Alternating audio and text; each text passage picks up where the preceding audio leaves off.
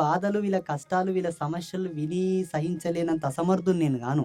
నేను మస్తు కష్టపడ్డా. మస్తు ఓ 3 డేస్ ఫుడ్ లేదు మాకు. 3 రోజులు భోజనం లేదు.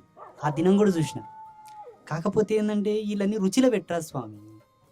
ఈళ్ళకి రుచి పెట్టరాదు. బాగా చేస్తామా నాడెంత నా మీనైతది ఇగ. మళ్ళో దానికి ఆశ పుడతది. ఈళ్ళకి ఆ రుచి పెట్టరాదు స్వామి. కోరికల నుంచి విరక్తి, విముక్తి కలిగే జన్మ తయారు గావాలి వీళ్ళది. గన్నిడ పెట్టినా ఏమన్నా చేసుకో.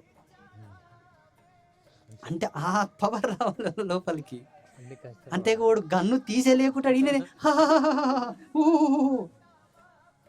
అది అది అది నా పాలసీ. అర్థమవుతుందా?